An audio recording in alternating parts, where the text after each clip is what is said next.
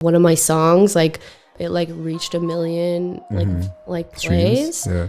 And you know, like other musicians that I was working with were just like, are you receiving like any royalties for that? Like did you sort that out? And I was just like, actually, like I kind of just put my faith like in the label and like, no, I kind of haven't. Like I received like one payout and then like I was just kind of forgotten about. The more I hurt, the more I grow. The more you grow, the more you know. The more I know, the less I feel. Bring it back to your heart to reveal. Prochaine station. Lowkey MTL.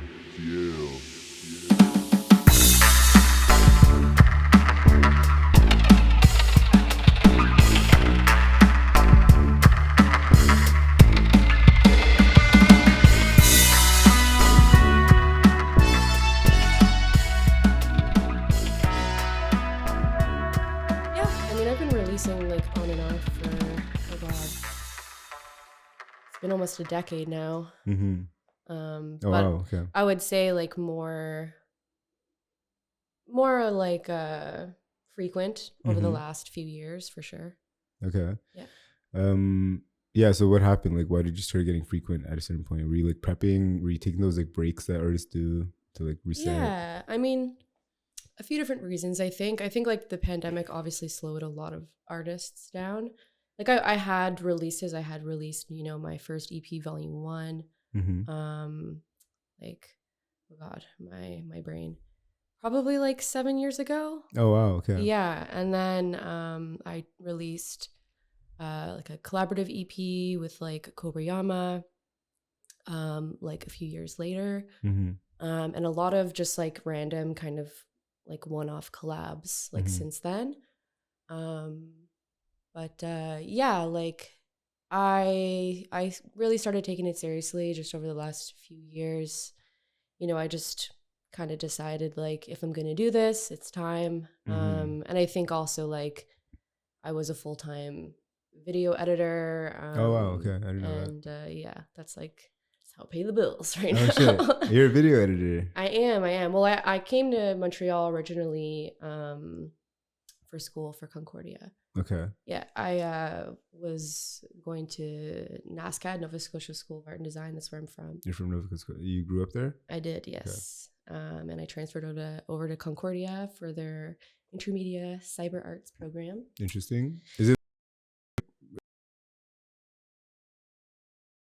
It's kind of like mixed media, like digital art mainly, but it kind of covers like installations. I kind of just specialized in video. And how did that happen? You just like how did you figure that out to specialize in video? It's always like video's always kind of been like my second love. And you know, it's been a big asset like as an artist too, because like I've edited all my own music videos. Oh, sick. I've been pretty involved in that process, right? Yeah, and yeah, it's definitely powerful to like know how to like. It's easier to work with editors too if you have that. Like for mind, sure, yeah, you know? It's definitely an asset. Like being a musician as a video editor as well, they definitely go hand in hand, and it's helped me a lot, like in my career, you know. But yeah, that's kind of like where I started. I mean, music, you know, has always been like my first love. But yeah, I went to school for video, and but this whole time you're like doing music on the side kind of thing. Yeah. And then it really wasn't until like this past January that like I started freelancing, and that just gave my schedule like so much more room for me to just like take off and go on tour and take my work with me. That was honestly the main reason why it took me so long to kind of like get to this point where I can be consistent, you know. You're more free to do what you want to do, you know, take it more seriously and stuff. So I definitely feel like, you know, it's taken me a long time to get here, but yeah, I've set it up so that, you know, to make it a little easier for me to like move forward with it and give it all the energy it deserves for sure. And like you don't like, you wouldn't, if you were to redo it again, you don't, it's not necessarily like you want it to happen earlier, like it's kind of happening at the right time. No? Yeah, like it happened, you know, you have all that experience. Yeah, it happened the way it needed to happen. You know, I had a lot of growing to do as well, like as a person, as an artist. And You know, like I've been in the industry for a really long time. You know, like coming up on 10 years now. So, you know, I've learned a lot, and I had to like, you know, learn some hard lessons too. And I feel like, you know, I finally have like a good team behind me, and I'm like ready, like emotionally and professionally. So yeah, like I don't really have any regrets. It just kind of happened, I think, as it should have. You're independent, right?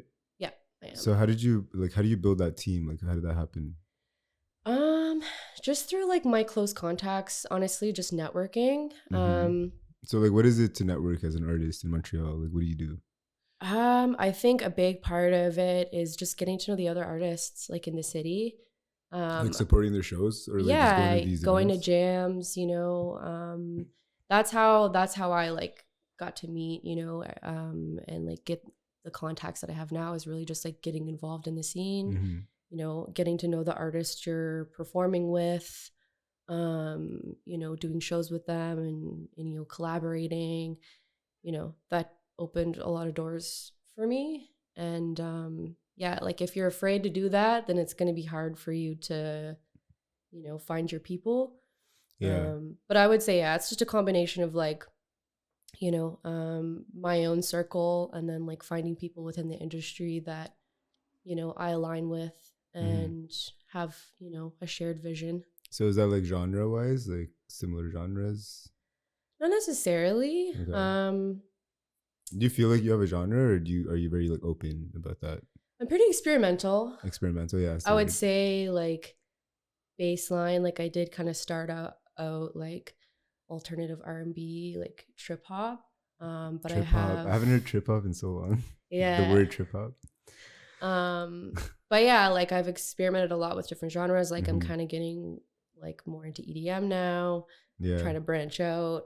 EDM is kind of like, they say like EDM is where it's at, like blah, blah, blah. But like, yeah, if you have like a specific kind of like style to that, then I feel like you're actually creating something new. And like it's like the song you were working on recently, like it's EDM, I guess, but like it's also like a specific thing within EDM. For sure. Yeah. And I like, you know, I definitely haven't found my EDM genre yet. I feel like I have so many different, like you know, Wildfire that I released like in July, like that's a drum and bass track. Yeah. You know, and I'm working on a deep house track right now. So like I'm still kind of experimenting. But yeah, like I think that's okay. I think it's like, do you think that's like always going to be the case, or do you think eventually you find your sound and then you like stick to that? I think like I hopefully will find my niche in EDM eventually. But yeah, I mean, like I still kind of come back to my roots. Like my solo album is going to be closer to like what I usually release, like independently. Like you know, it's leaning into the more alternative like R&B kind of vibe. If you were to like do whatever you want, like that's what you would go for? Like that's what you like doing the most? Yeah. Okay. Yeah, I would say so. It's definitely like my comfort, you know, space, where my comfort level lies. Wow. Where my comfort level lies. What did you say? I don't even know. Lives. But yeah, like I don't really like shutting myself off or like, you know, limiting myself to one genre. I think like you always just have to keep experimenting and seeing, you know, where you can take your music. Like in the beginning, you know, my stuff was very like kind of chill and like, you know, down tempo. And now I'm like, you know, when I'm performing, I want to get people moving. Like I want to get people dancing. And like that is kind of influencing the type of music like I want to make now. So yeah, you're basically a hypnotist. You're like hypnotizing a crowd. Yeah. Well, and then you're gauging like the reaction, you know? For sure. So I've kind of been curating my live set. So it'll kind of start off chill and then like end on the dancier. Oh, really? Like, you don't EDM find stuff? like hook wise, don't you find like a crazier like startup and then like It's in the true. middle is kind of boring and then like you give them that like reward at the end kind of thing? That's true. That is another approach. Like, I mean, I'm not dead set on that, you're like trying curation things. either. But it's also like I have a very eclectic mix of music. So I have to kind of ease people into like certain transitions and stuff. True. Okay. Yeah. But yeah, I mean, it seems to be well received like so far. So, but yeah, Yeah, like, I seen you perform live, and like that's how I found out about Wildfire. And True, you true. have so you have like it's like a look. So you have like this like thing you wear. yes, my armor. Yeah, how did that happen? I don't know. I was eyeing it online for like a year, and I was like, Okay. I need it. It's very, I don't know. It's very futuristic and But is that like a part of like your The branding? Yeah. I wouldn't say it's like a staple. Like I feel like my look just constantly So it's gonna change. evolves. Okay. Yeah. Like I think part of my branding is that like I just look different all the fucking time. Oh really? Okay, I thought that was like your look, and I was like, this is cool. I mean, With the green yes hair? and no. Like I feel like I have a look, you know, like Mhm. it's like, you know, a little bit of you know, like I was a fucking scene kid back in the day, but like I like my like, you know, streetwear and shit like that. So it's like kind of a mashup. I don't know, but I feel like I've always been like a little bit of a chameleon, and my looks always change. Did your experience of performing, did it feel different when you had that mask on versus not having it on? Did it like give you like an alter ego almost? Yeah, I think so. Like I definitely feels like armor, but I don't feel like I have to wear that all the time. No, it's more like just the feeling behind wearing it. Yeah, well, when people like ask me why, I'm like, yeah, it's my armor. Oh, okay. That's cool. It sounds cool. Yeah, I thought so. But yeah, it's like, you know, I still like, I don't know, I don't like too many things like distracting me either when I'm performing. 'Cause I'm like the most comfortable. What's your but focus? Like when you're performing, like what are you focusing on? For me, regulating my nervous system. Okay, like do you feel Just like being in the moment. I think like when you think too hard about sounding good or like trying to like impress the audience, like that's when you like it pulls you out of the moment. I think just like having fun and enjoying the performance aspect, you know, like always makes for a better performance. Okay. I think I don't know, like I've always treated it as like a form of like release for me, and you know, a means to like connect and like, you know, share my story, share my energy. It's like an energy exchange. Yeah, because that's what resonates with the audience, and then that's why they understand like there's it. no ego in it for me. You know, it's really just like it's a release for me, and if I can like connect and make someone like connect to the emotion, I'm singing in the song, then like I did my job. You know. Yeah. And if you could like make a living doing that, it's like you're literally doing what you want to do all the time. Oh yeah, perfect. I would love to. Yeah, for sure. That's the goal. Of course, yeah. Yeah, it's always the goal. I would be okay with that. Yeah. So lyrics wise, like where do you get inspiration when you're writing and like coming up with your lyrics? Because like I feel like you have very like specific. I don't know. I'm not in the music scene. Well, I am, but like I'm not an artist, so I can't say shit. But like based on what I listen to, and I listen to a lot of music, I feel like a different vibe from you, like when lyrics wise, because it's like very specific, you know. What's your take on my lyrics? It's like not just like the typical thing you hear all the time. You know what I mean? It's yeah. There's like actual like there's what's the word I'm looking for? A story. Yeah, there's like substance to the lyrics. It's not just like throwaway lyrics. I appreciate that. Yeah. I have a really hard time writing generic lyrics. I feel like anything I write needs to feel like it's coming from me. I've definitely done like concept songs before. But yeah, I feel like concept songs is like you're kind of like it's like, oh, let's write a song about this. Mostly like I draw from my own experience.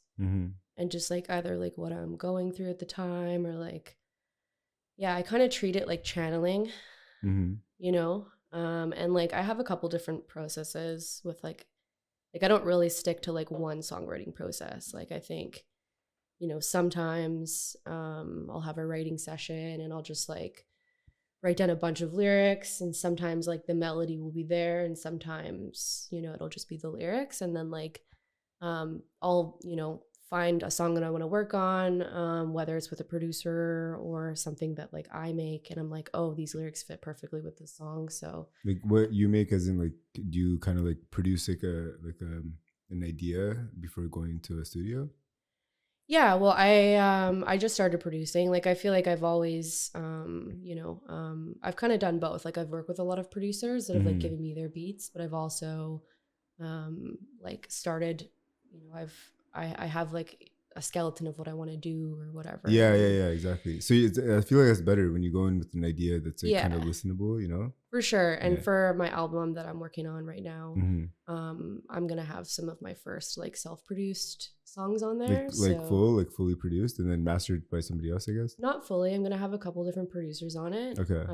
But there's gonna be a few on there with my own production. Okay, cool. So it's a new venture just because it's, I feel like singing, songwriting has always been like, my number one. But I think like the more independent you can be as like an artist, like the more tools you can have in your toolkit. Yeah, and I find like better. since you already edit video and you do music, like you understand that like it's not that complicated to just like learn something else. You just got to put that time into it, and then like the learning curve, And I feel like all of like production and like video editing is very similar. It's like the timeline. And like sometimes when you're video editing, you're like trying to match like audio to like make it work with the video. So like it's very easily understandable. My next thing is going to be to like learn how to produce just so I could like do sound design for my videos from like scratch, Yeah, it's a great skill to learn for sure. Yeah. I just think it's great for me, like even if I don't end up wanting to use my production, just to be able to execute my ideas. Visualizations or like manifestation kind of practices before writing, or like is there any like meditative practices to that, or is it just like work, like I'm gonna put in this much time to write, That's a good question. I'm just curious. I definitely treat it like a sacred practice. I can't write if I'm like not in the right headspace. Like I think just like, the mood has to be right. I have to be like relaxed. I have to, it's not about like the finish line. It's about the process. And it's like, you have to sort of like, either like quiet the mind or like really tap into like your emotions and like what you want to say. And like, I think a big part of like songwriting for me is really just quieting the inner critic. That's been, I think for like so many artists, like that's a challenge, and it's just so oversaturated now. It's so easy to like compare yourself to other artists and like, oh, like this is what's cool right now. Like I should, write something like this, or, like, I think it's cool to keep that in mind and stuff, but from a place of inspiration, not a place of like, oh, like, I want to create something cool, like that's relevant, instead of creating something that's like authentic, that comes from you, that kind of flows out of you, as long as it's not, because it can be a block. Yeah. It has been a block for me where I'm just like, oh, like, this doesn't sound like anything I've done before. Like, oh, like, what if it, people think this is lame? Like, you kind of just have to quiet. Like, but like, what would like happen if people think it's lame? Like, what's the worst that could happen? Do they all like unfollow you and like like what happens? I mean, nothing actually happens. No, that's the thing. It's like so many artists, like it's like not every song is going to be a hit, and I think like you have to like make room for shitty songs too, right? Like it's like not every song is going to be a banger. Not every song that I've written has made it onto an album, or that I've curated. You just can't be so precious with it.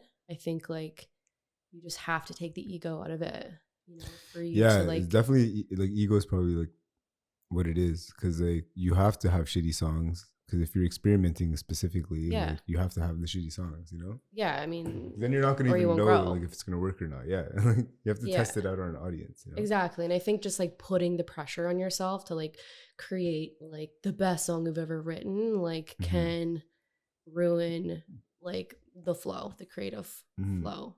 I think just like accepting like, with like art in any form, that like allowing your art to be shitty will make more space for experimentation. And like that's when, magic happens, is when you take the pressure off and you just let it flow, kind of thing. Speaking of like magic happening, do you ever feel like when you're like writing, things just come to you and then it's like Oh yeah. Like it's just like, so like you didn't even expect it, just like something like took over and then you're just like writing kind of thing. Honestly, I've like written a lot of premonitions, What's like that? in my own What's a lyrics. premonition? I don't even know what that is. Like, I don't know, like sometimes I'll like warn myself in my songs about like things that are happening in my life that'll like happen. Like dreaming something before it happens kind of thing. Yeah, well, like, I don't know. Like for example, with like Wildfire, I wrote that like 2 weeks into like a really intense, like tumultuous relationship. It was just high, like the highs were really, really high, you know, but it was really low and it burned fast. And I like knew like it felt like great in the moment, but I was just like, oh, it's too good like to be true. it's too good to be true, you know? So it's like a lot of the lyrics in that was just like, you know, you can only save yourself, you know, like there was a lot of, like I find like I often like give myself advice like in my music, like unconsciously, like I'm just like, it's your subconscious trying to talk to you. Totally. And it can be that way sometimes. And, you know, I think like words are spells as well. And I do take like, that's why I take my songwriting so seriously. And like, you know, if ever someone like gives me a song to kind of like work on that they've already written, it's like, if those words don't sound like something that would come from me, like I'm not going to sing them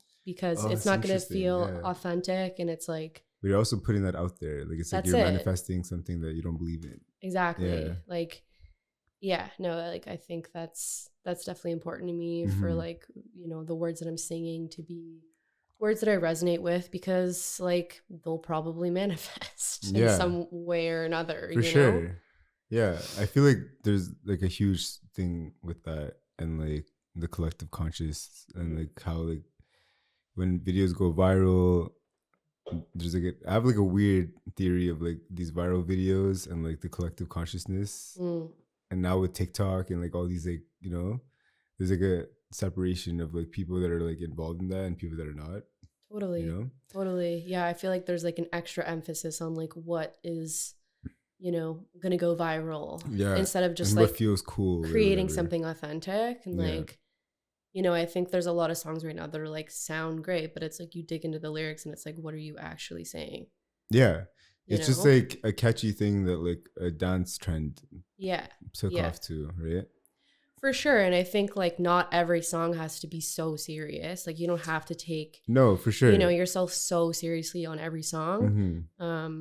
No, because it's definitely resonating. Because like if you're like able to like, if it's like stuck in your head, then I feel like there's something. Like I, you know, like I'm starting to write songs that are like a little more upbeat, you know, like less serious and stuff. So how are you coming up with those ideas? Are you like, how are you doing your research on that? Are you like looking at what's trending, or are you kind of just going with what you feel? I mean, like I'm inspired by like the artists around me too, you know. I feel like you need to do some like work like that, because like every idea is like a morph of another idea. For sure. And I think also like, you know, performing like live and also like performing live with like other collaborators like has had a big influence on just like where I want to take my music. Okay.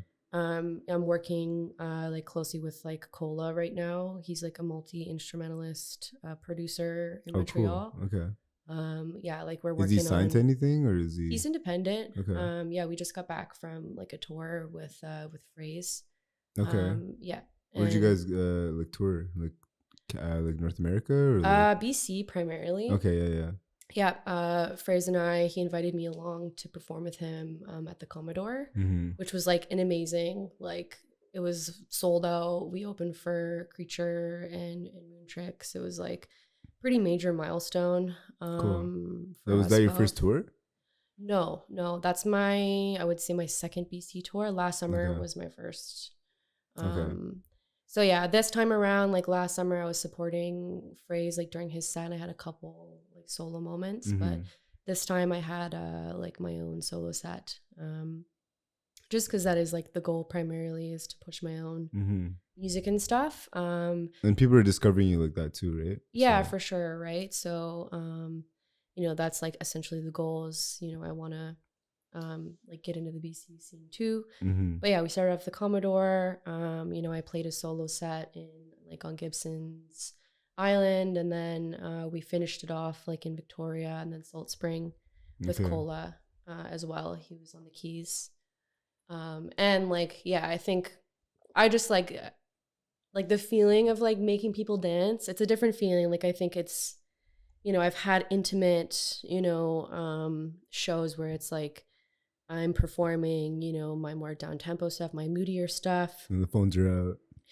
Yeah, and like it's still like a good reception, but I think there's just something special about like, I don't know, like having fun on stage and actually dancing and getting other people to dance. To move, yeah. And yeah, I think I'm just like, I'm inspired by the musicians I work with, and, you know, like with me and Cola right now, like our songwriting process has just been like, let's make a banger that sounds like this. You know, and we'll like go through some of the songs, like the artists that are inspiring us, and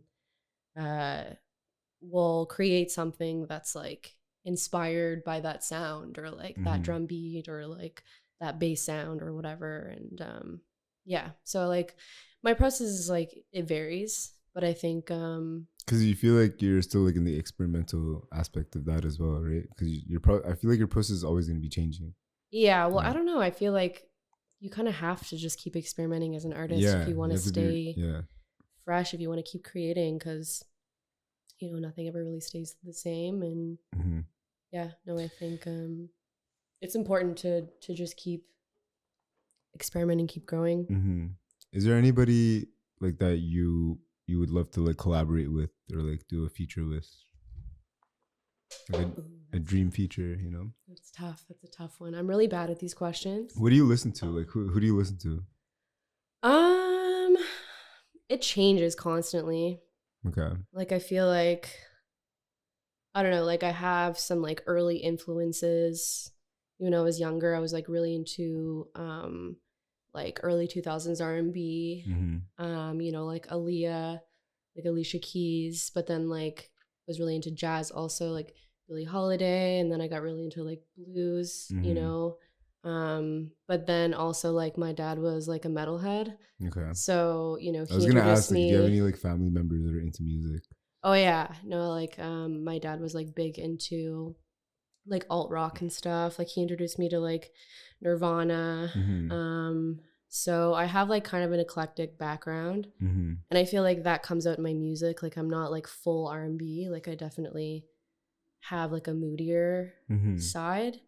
But yeah, I don't know. I think like I kind of have like, I don't know, ADHD with like the music I listen to. Like 1 week it'll be one person, and then like I'll forget about them, and then the next person like all obsessive around. It's like it's constantly changing.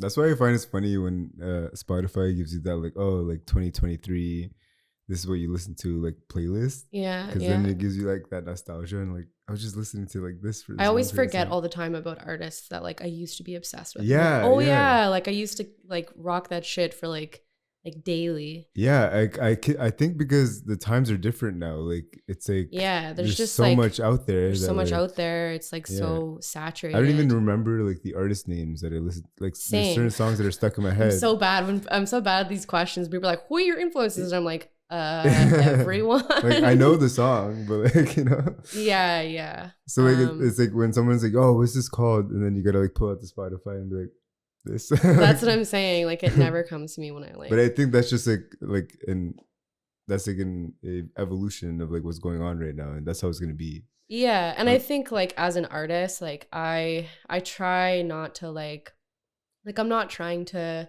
sound like anyone else, you know? I think like when I first started singing, like in my like early teens, like I was like, I want to sound like Alicia Keys and like Christina Aguilera. But like why did you even like get into music like that? Like what made you want to be that?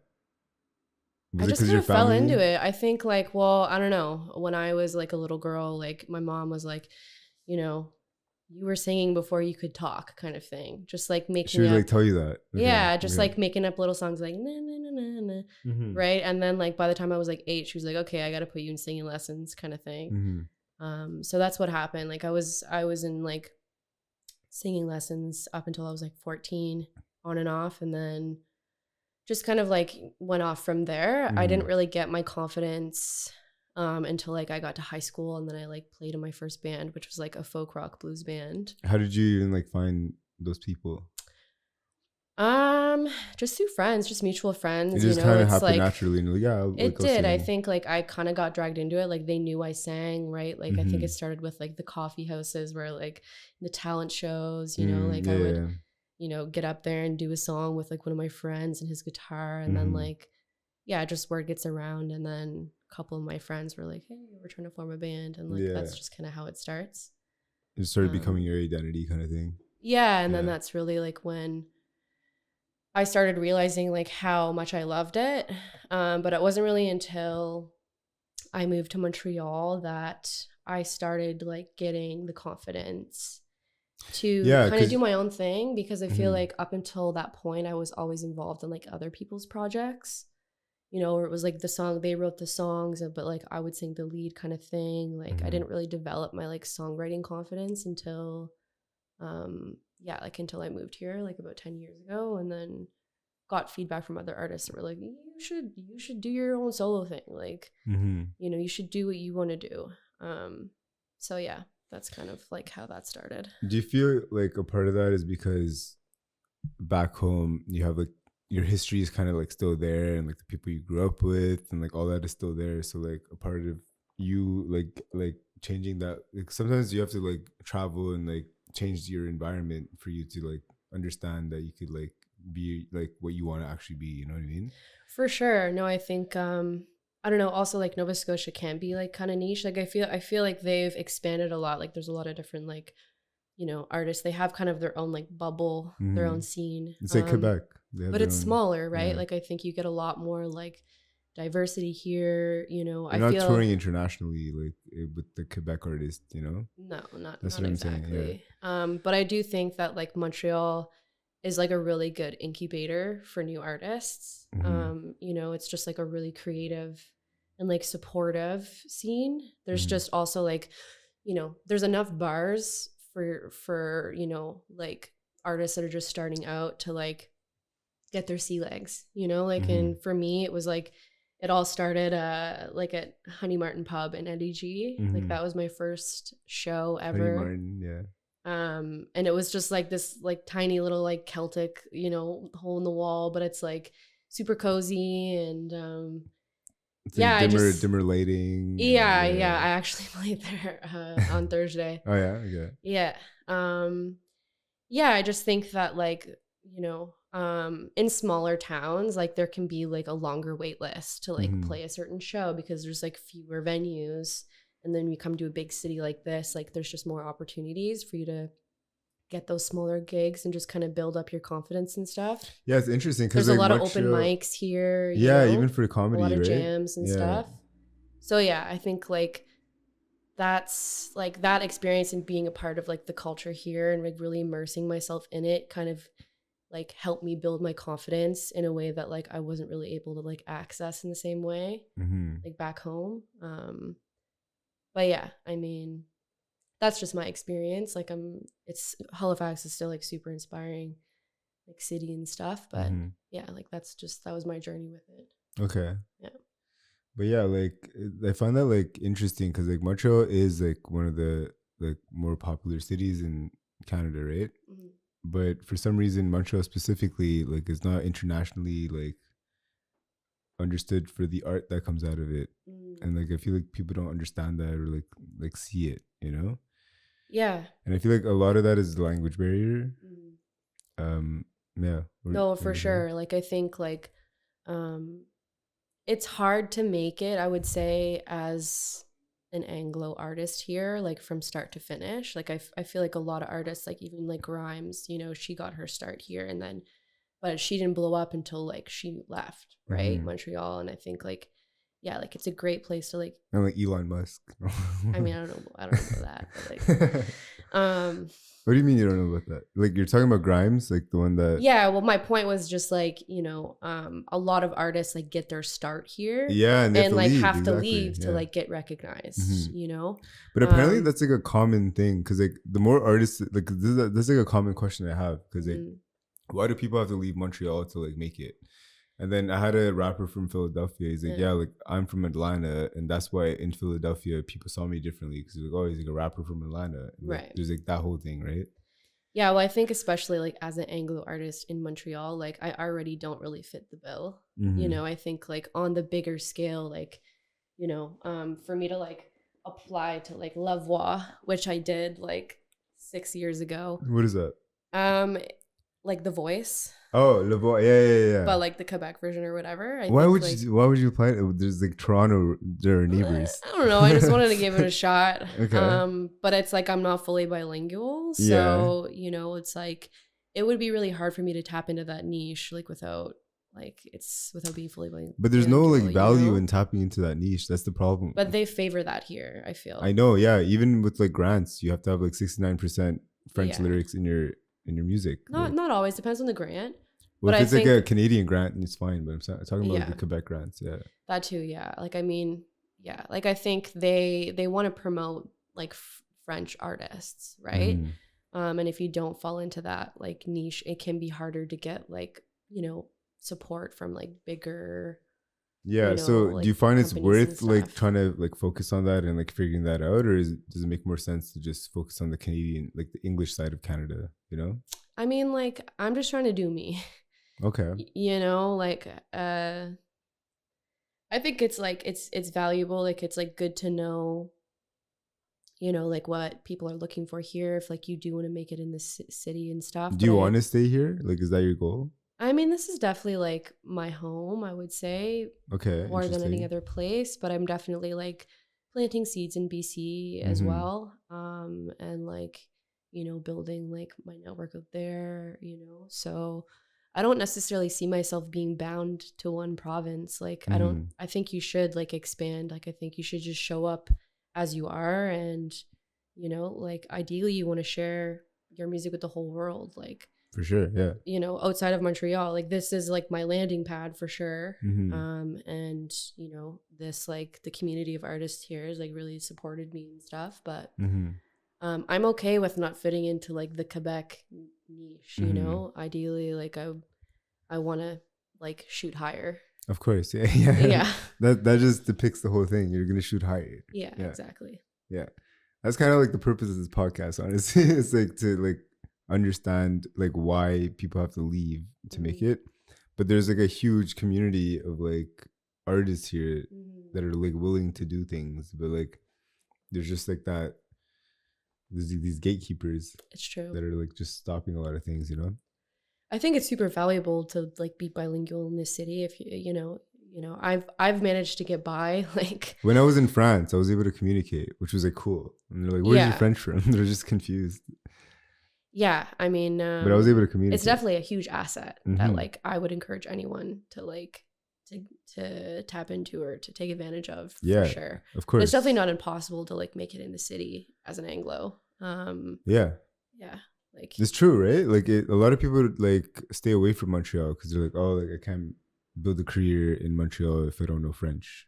Depends. Which is what they're trying to like push. I kind of got lucky because like with my career, you know, and like video editing and stuff, like, you know, my employers are English. The content I work on is English. So like it's never really been a problem. Yeah. But for anybody else, like, you know, obviously it's like it can be a make or break. For sure, you know, yeah. In other industries where like you need to like be bilingual, like it can kind of, you know, there's be a necessity for sure. Yeah, there's like a certain amount of industries where you could like survive just only knowing English. Like I feel like that's why I feel like there's a lot of marketers in Montreal. Like a lot of people in Montreal, I feel like work in marketing, and like I work in marketing as well, and like I work for a company that's like more international, so like you're not thinking about French. There's a lot of companies here that are like housed in Montreal, I guess because it's cheaper, and like, they have international companies, so like there's a lot of opportunity there too. No, for sure, yeah. Like I'm living proof that you can survive out here without being fully bilingual. Like it's a skill I wish like I could invest more in, and I'm not, you know, done learning either.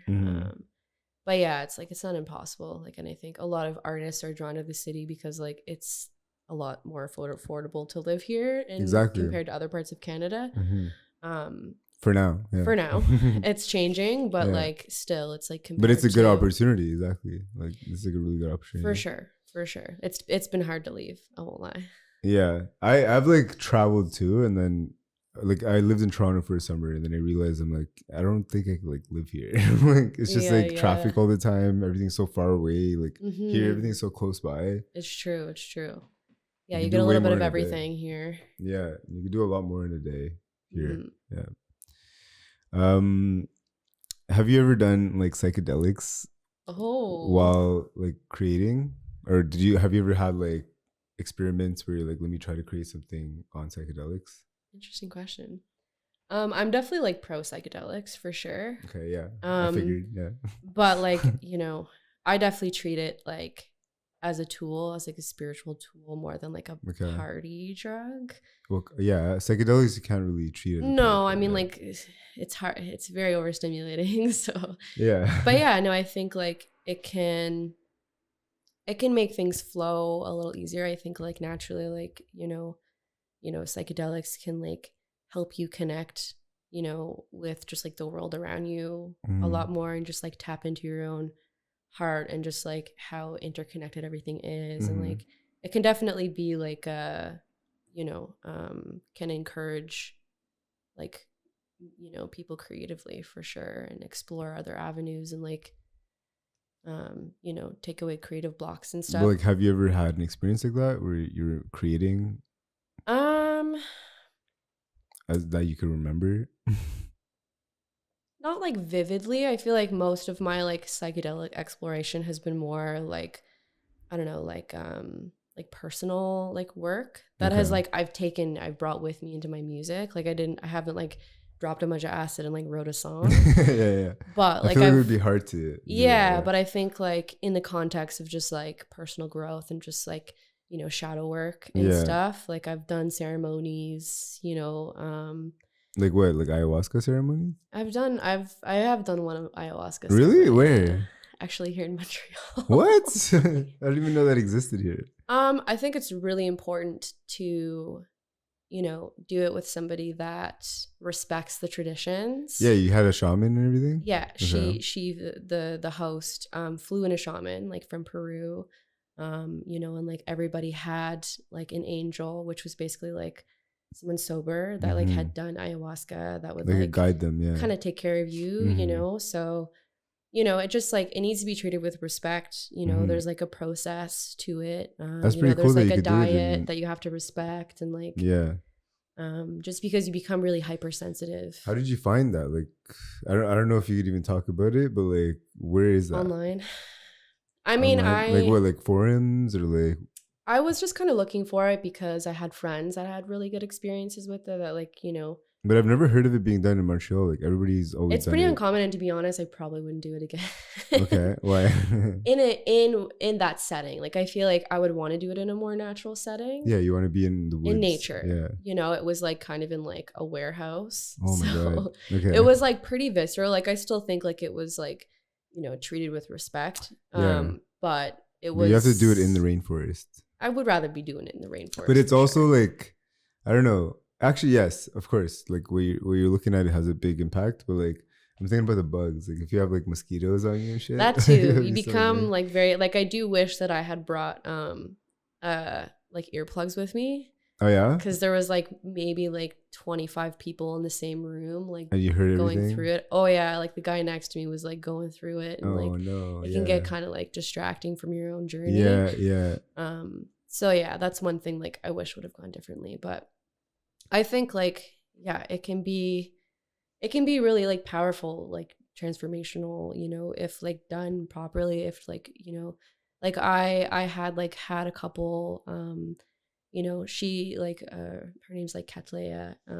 I had done a couple like cacao ceremonies with her, just like kind of meditative, like it's very light, like it's supposed to be like a heart opener. Just like kind of light, like ceremonies before I kind of dove into that, just because like I wanted to make sure like you know, it was legit and that like it was a safe space. For sure, yeah. It's really like it's important to find like the right people. Yeah. So like I had kind of done that for a year before I was just like, okay, I'm ready to like deep dive or whatever. But yeah, no, I mean, I've definitely like dabbled in like holistic, like healing and like alternative medicine, like throughout my life for sure. And I also saw, because we have like I think like 9 minutes, just like the time check. But I also saw you were like picking mushrooms in the wild. Oh yeah, that's like a very sketchy thing to do, right? Well, I'm doing that with my like manager slash friend, and she's like a pretty well known like forager, and she's very well read and she's done her research and stuff. You know, she does like a lot of different series of like, you know, what to watch out for, and like, you know, this mushroom looks a lot like this mushroom, like don't be stupid, you know, like she's like, I wouldn't go around and it's like she doesn't advise us either to like eat any mushrooms raw or anything like that. Like you gotta no, but like for cooking and stuff, like so like it's definitely like, you know, a responsibility, you know, like you have to take seriously. And but yeah, Witch Betty is her Instagram name. So you're just doing that like for fun with her kind of thing, or do you do that like? It's kind of like a little series we're putting together. It's called cool. Like Fawna Eats Flora. Yeah. I like the name of it too. Like, so it's basically just like edible shit that like she makes me eat in the forest that like has medicinal qualities and stuff, and we'll just like talk about like, you know, or you could die.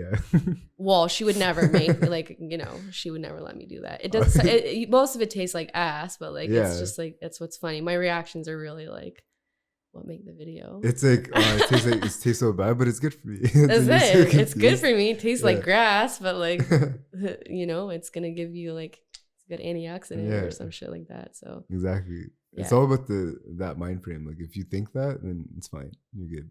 Yeah, no, exactly. And it definitely does. I trust her. There's trust there. So yeah, like lion's mane and shit. Like it's like so good for you. Yeah, like that's like super good for your brain and shit. So yeah, you like there's like a huge difference. Like I've taken lion's mane like consistently for a while. Nice. And like you would feel like it's weird because it's like you think it's placebo, but it's not. And it's like there's like a lot of things going on. But have you ever done lion's mane? Yeah, no, she sells like a bunch of tinctures as well. Okay. And she sells like lion's mane as a tincture and stuff. Okay, cool. Yeah, no, I think like it's super powerful stuff for sure. I think if you can go natural, like that's the way to go. I've definitely been on, you know, the other side of like, you know, big pharma and stuff like that. And, you know, like I've had my own like mental health struggles. And, for like nootropics and stuff. Yeah, you know, which I think like, you know, is needed sometimes. But like it's not a solution. It's more of a Band-Aid. Yeah, for sure. Yeah. It's like a never ending hole that you gotta dig yourself out of. For sure. I could speak a lot on that. But yeah, no, I think like it's obviously better for you. You know, just like going with what's already like the earth already is providing, you know? 100%. Yeah. Okay. Well, I feel like we could conclude it here, or if you want to talk about the whole okay. But I gotta pause it and then do a data dump thing. But it's up to you. Like, are you down to continue? We can keep talking for sure. All right, cool. I'm down. Okay, so I don't remember where we left off. Do you remember where we left off? We're talking about mental health. Let me do a quick little. Oh no, that's the wrong one. And we're back. We went from psychedelics to big pharma, and then we landed on the mentee health. The mentee health, yeah. It makes it sound more like approachable. Mentee health, yeah. It should be. It should be more approachable. So, like you were saying, your upbringing, did that have a big role in your music and your creative side? Oh, massive. And your outlet? I think just like, I don't know, I think music in general has been like a huge healing tool for me, just to like process like stuff that I've been through and just be able to like vocalize it, you know, because I think it's taken me a long time to like find my voice, you know, like in my personal life, like and in my professional life. Okay, interesting. You know, and what's considered your voice in your personal life? I think just like, I don't know, knowing myself and like being able to set like energetic boundaries and like knowing my worth and, you know, like that's very interconnected with my professional life, you know, and just like, knowing your worth is like a huge one for sure. Yeah, because I think like it's so easy to get taken advantage of as a female artist in this industry if you don't know your worth, if you don't have boundaries, like you're gonna get stepped on, you know. And I've definitely, you know, had those experiences for sure. Where like what do you mean by like being stepped on as a female? Well, I just think like if like starting out as like you know, as like a vocalist, I think like a lot of times like there are definitely producers out there, other artists out there that like are aware of your talent, but like, you know, almost want to use it for their own gain.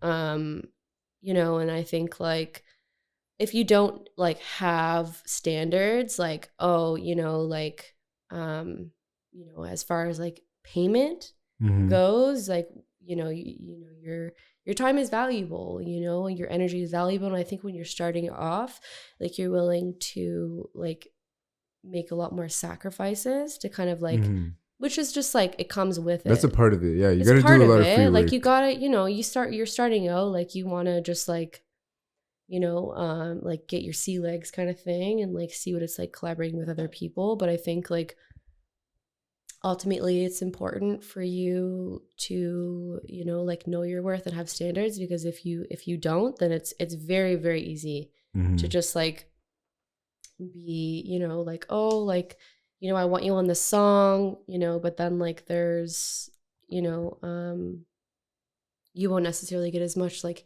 input or as much like, you know, gain out of it if you don't kind of like settle on an agreement beforehand, you know, and like communicate like, this is what I want out of like this project, arrangement and stuff, you know. Like I think it took me a while to kind of like get to that point, and you know, like with some of like my earlier songs, like, you know, like I'm not going to drop names or whatever like that, but there was times where like I put like all my energy into a song or whatever, and then like I wasn't considered, you know,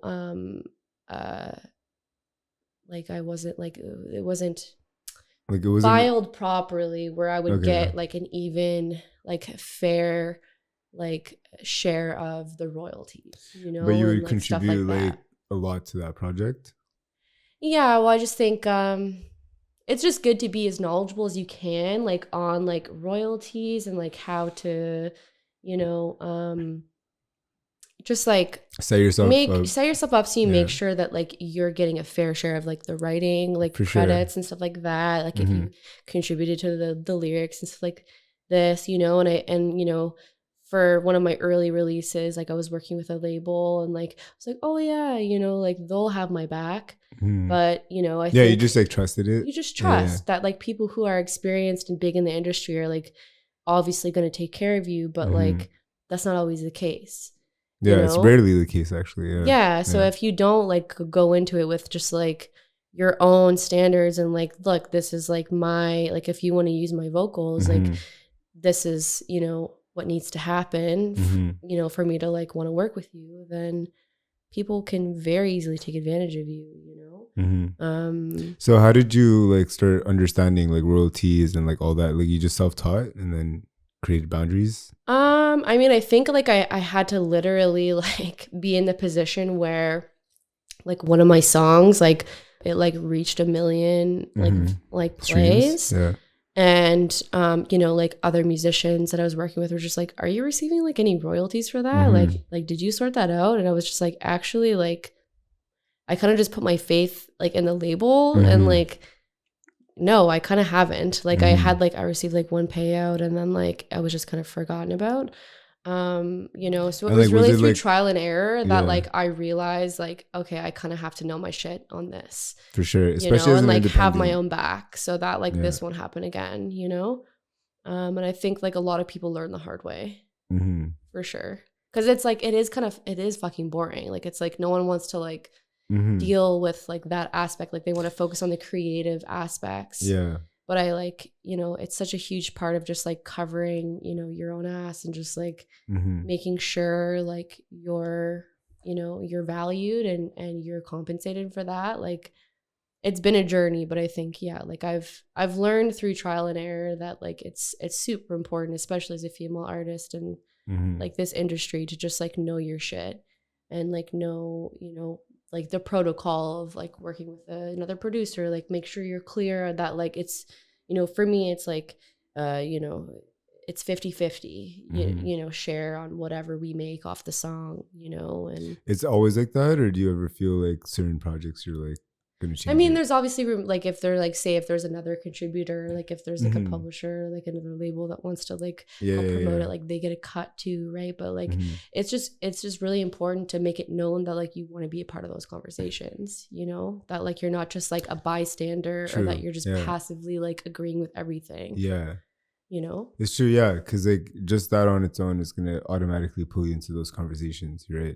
If you're too agreeable. And I think just like, you know, and on a personal level, like it's taken me a really long time to like find my voice and just like know my worth. You know, just being able to do that on a professional level, and just knowing like the importance of that like early on is going to save you like a lot of headaches. Do you ever feel like imposter syndrome and like kind of like, oh, like like, do you ever feel weird about being like, oh, like I'm gonna do, like now not anymore, but like you probably had a time where you just didn't feel comfortable even like doing that, right? Oh, for sure. I mean, I don't know, I think like I've definitely on off struggled with imposter syndrome. Like I think I've definitely like, you know, paid my dues, and I can confidently be like, I've earned this, like I've earned to have a say in this. But yeah, like it's like before, like for sure I like didn't, you know, because of my inexperience or whatever, I would think like I don't necessarily need to like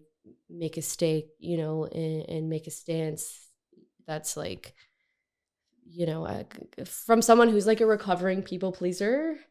You know, I never heard that before, recovering people pleaser. Yeah, or like a recovering yes man. Like I think it's very important to just like know your worth and like have boundaries and just like have a process, almost like a contract in place with collabs, because, you know, like every artist like wants it to just be like, let's just do the fun creative stuff.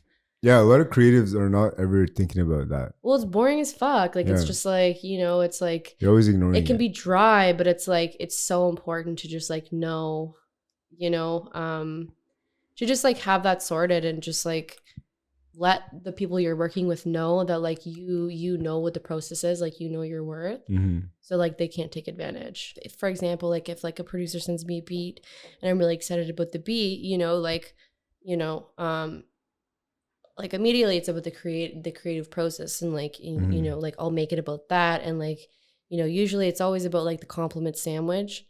Like it's just like, yo, I really fuck with this beat and like I'm super inspired by it, like just so we're on the same page. You know, are you comfortable with this arrangement? You know, this is just like my process and stuff. And like once we kind of like agree on that or align, that's fine. Then we can get back to the creative fun stuff. Like I think just like knocking it out like early on. Yeah, if you frame it that way and like it's the way, like it is the way you say it at the end of the day. It is the way you say it. Like it's just business. It's business and it's protecting your own ass. And like you can't like, you can't feel weird about that if you frame it like in the way you actually it's believe like it. You have like you, and it's like it asserts also just like, you know, your level of just like professionalism. To me, it's just like it should be expected. You know, it's like it should be fun. You know, and it should be like, you know, fluid. But it's also easier to be like more. But if you get that shit out of the way in the beginning, you know, it's like at least like you know that you can trust them, right? And you know, you can focus on the creative aspect. You won't have to worry that like they're gonna screw you over later because of whatever reason, you know. And I feel like it's easier to focus on the creative aspect when you understand that everybody's like being professional, you know, and everybody's serious about something. So like you're like more serious about a project too. So like you're gonna give it your all because you're like everybody's serious. Well, that's it, 100%. That's what it is. And especially like after being burned, it's like I need that reassurance so that like I can fully focus on the creative process. So I think it's just like, you know, making space for that, despite it like kind of being like sometimes an awkward conversation, but it's like it's business. Like you need to cover your own ass. You need to make sure that like you're working with people that are like mindful and that are considering you in like creative decisions and, you know, like the rollout plan for releases and stuff. Yeah. Yeah, 100%. We were talking about psychedelics before.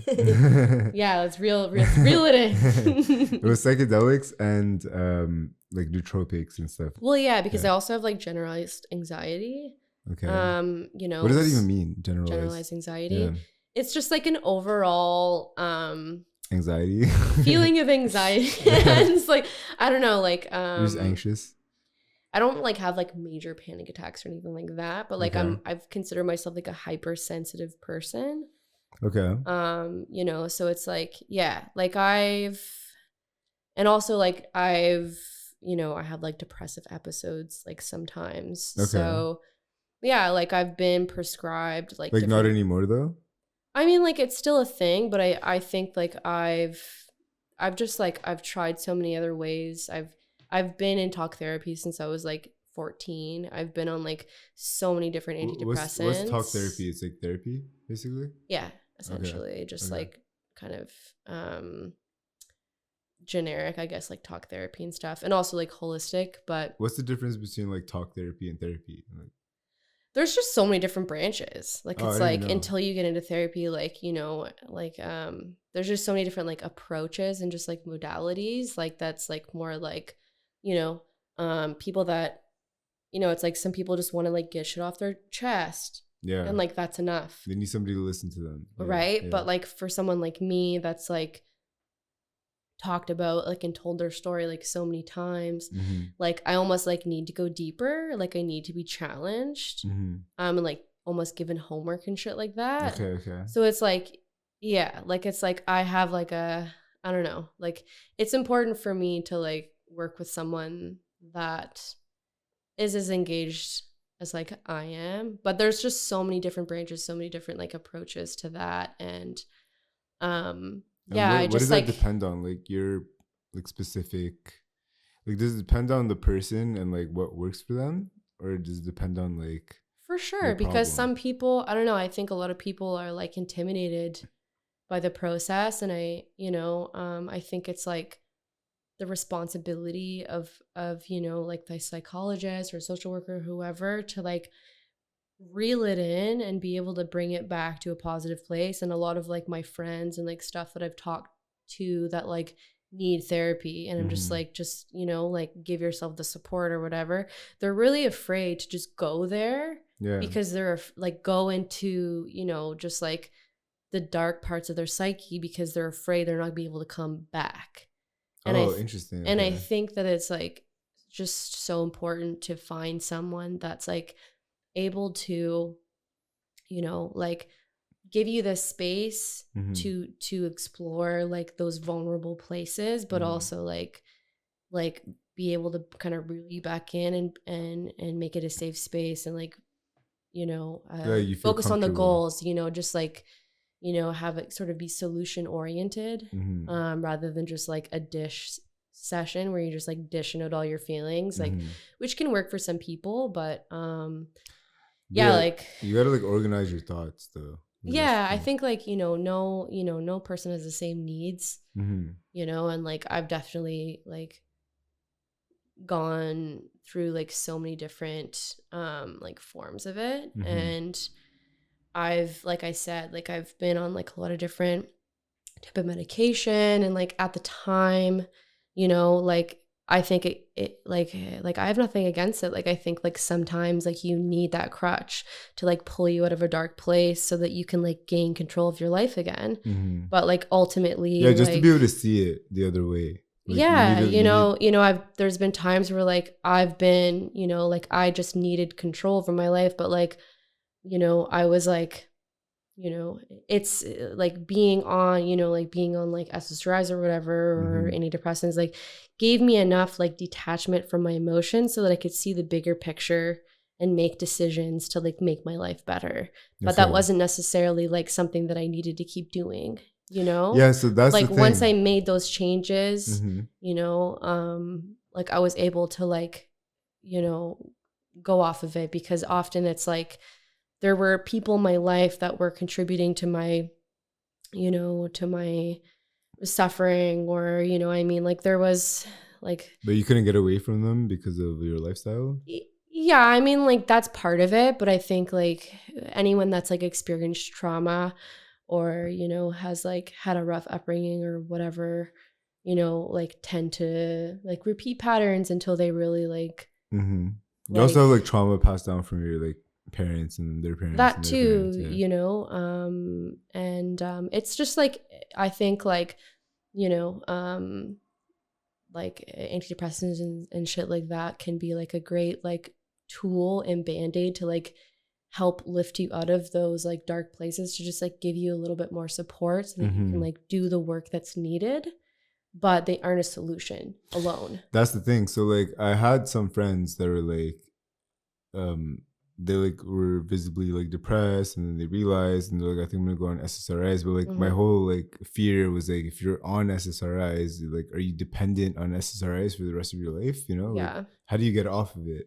Well, I think like anyone that's like taking antidepressants like needs to pair it with therapy. It's like if you aren't actively doing like the shadow work, like figuring out like why like you're sad, like what are the core events and like, you know, reasons why, you know, you're feeling this way, versus just trying to like put a band-aid on it. And exactly, you know? Yeah, I think that is what it is. You're like putting a band-aid on it, but if you're not doing, well, that's it, you know. It's like work. I think, yeah. And like for me, it's like you know, like my last round of like antidepressants, like I needed for a period of time, but then like at the same time, like they can, you know, while they like numb the negative, like they can also numb the positive. And I think especially like as an artist, like you kind of need to feel things to a degree. Like if you're just numbed out, like it's like you're not going to get as inspired. And for me, like that became a problem, because it was like,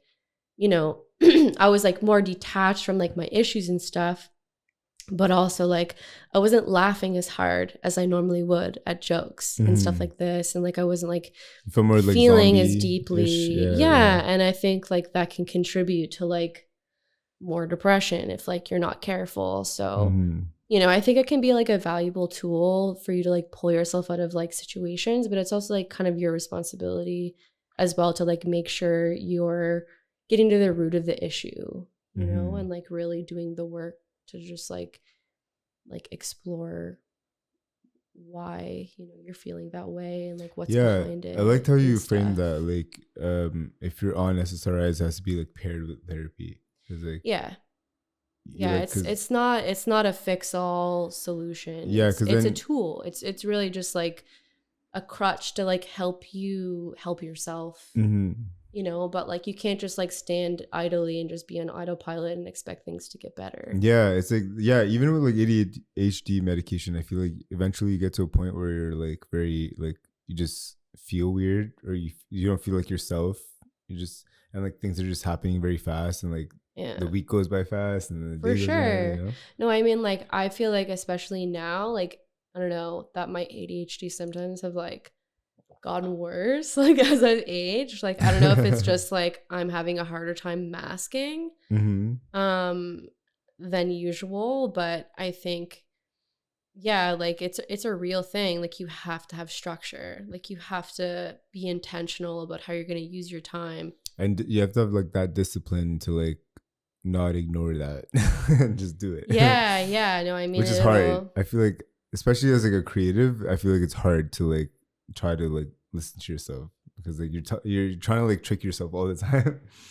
Well, for sure, because I think like with a lot of people that have ADHD, it's like there needs to be like a sort of reward system in place. Yeah, exactly. You know, it's like it's hard for anyone to do, like for anyone with ADHD to do something that doesn't like have an immediate like reward system. So you almost have to like create it. Like for me, it's like when I'm like working on like a heavy project or whatever, like I'll break it into like steps. Like it's just almost like, you know, and I'll like create on my whiteboard just like I'll do like circles, and I'll be like, okay, hour 1 complete, and just like exit out kind of thing. And just like breaking it into smaller steps and just like being able to like check something off, you know. But like the time that it takes to like make that list, does not like give you anxiety. I mean, everything gives me anxiety.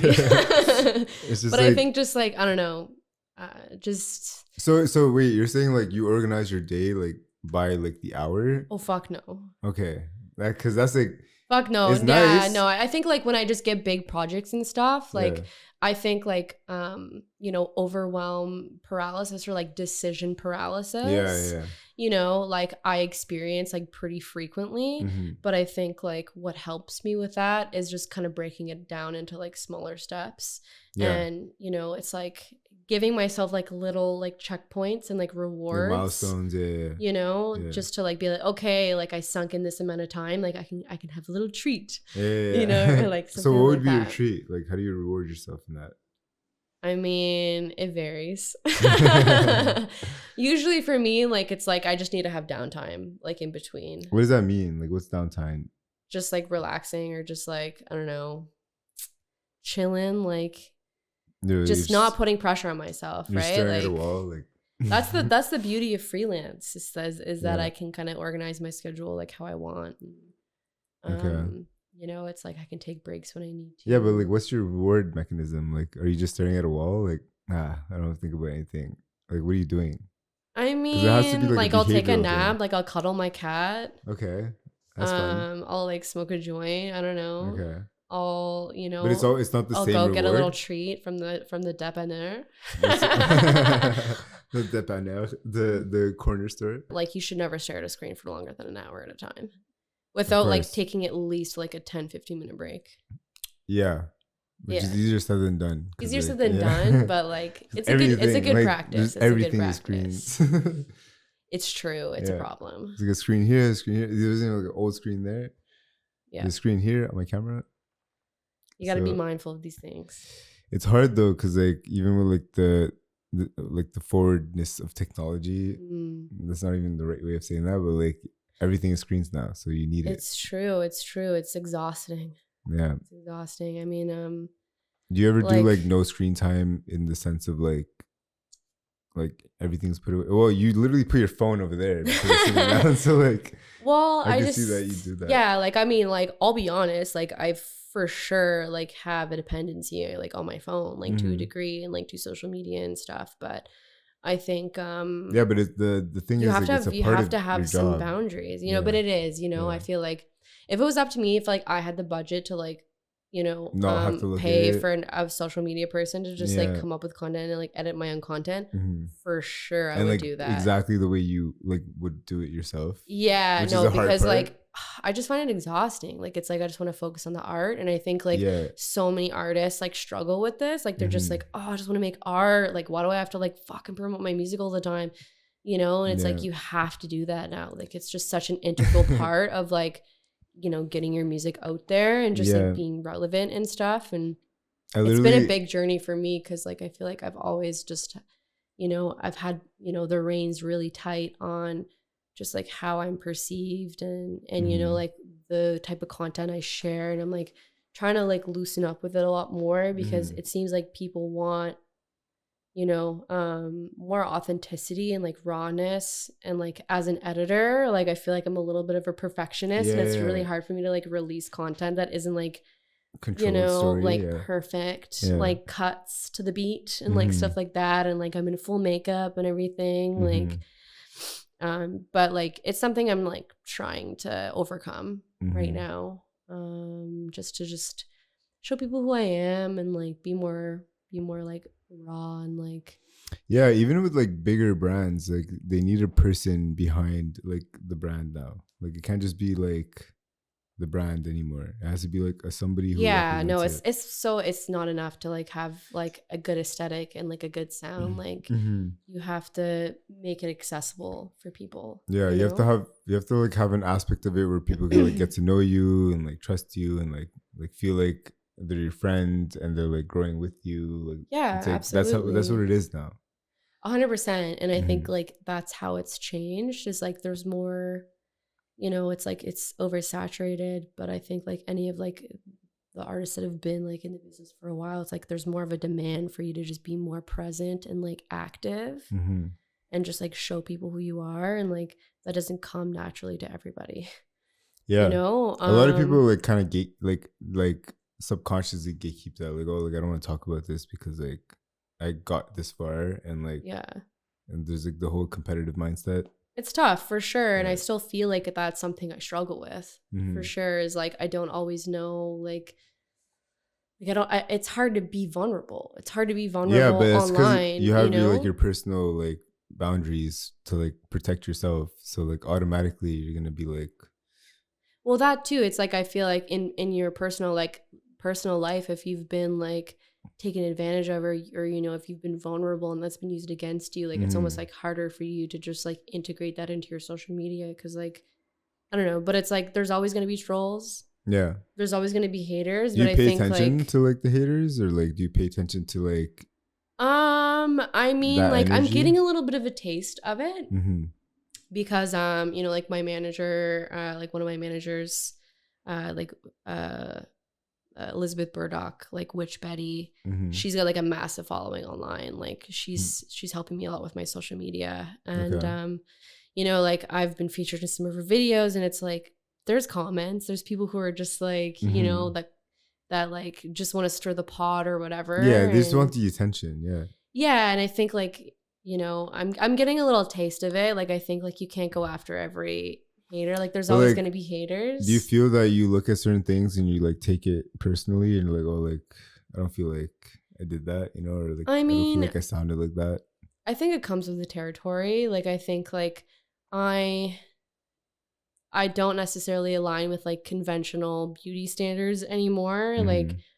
Like I use like she, her pronouns, but I consider myself like gender fluid. Okay. So like sometimes I'll present more masculine, and like, there'll be comments where it's like, oh, like what's his name? I'm still very like, I don't know, I think like conscious of that, but like I'm loosening up a little bit, and I'm like leaning into just like my own energy, like fluidity a little bit, because like it changes and it always kind of has been that way. It is a spectrum though, like that's what it is. Like it is, but I think like there is a lot of pressure to like appeal to the male gaze, like as a female artist, and like no, I don't feel like not so much like anymore. I don't know. There's definitely like lanes. Well, for sure, there's like obviously, well, like 10 years ago compared to now, like no, even now there's like a certain market which is like easy, because like it's just very like it's like a very like a like a caveman-y brain, so like it's easy to like control that, but at the same time like people are understanding more about like the spectrum, absolutely, and like all of that, so like totally and that's why I feel like more comfortable to like reveal that side of me. It hasn't always been the case. Like I think like I've presented like very femme, like for most of my career, and it's really only been like the last few years that like I've been like showing people that like I pretty much look like a 14-year-old boy like 80% of the time, and like I'll have my femme moments or whatever, but like that's my day-to-day, and like just showing people that more like unfiltered like view but of like me. That's your day-to-day, as in like that's what you like feel more comfortable in, like personally? I mean, there's people that do like concept art or like, like create personas, and like that can be like empowering or whatever. And like I definitely have a persona to a degree, like a more, but it's a tool to empowered like version of myself. But I think like it's just so much easier to be authentic and just like be real. But like the persona thing is like a tool and treat to help other people you. Like equals. I think like that's everything. Like especially when you start meeting fans, and people, and like communicating with people after shows and stuff. It's like just show them who you are. Just like treat them like equals, and like ultimately like that's what's gonna get people like fucking with you. Because you got to understand that they're coming to meet you with an idea of you in their head, and you have to like absolutely not necessarily match that, but just like showcase that like you're down to earth and like you're humble and like totally you don't like feel it's make or break. Like it's very important to just like give people like space that like show up to your shows and like invest in you. It's like be kind, just be kind. Yeah 100%. Thank you for coming. It's been such a pleasure. No, I appreciate all this, all these like talking points for sure that I didn't have. No, it's I'm happy we like to focus be on the mental candid. health. Yeah, I know. I Yeah, think yeah. like it's just so taboo, and it's like, it's good to like normalize it, and just make it more accessible. And I feel like you had people. some like good like tidbits on that of like if you're doing medication, you gotta do therapy and Hell like yeah. things like that, That's it for sure. So yes, thank you so much for coming. My pleasure. It was great to like have this conversation with you, and I'm excited to see where your career trajectory goes. I'll be watching. Cheers. Cheers.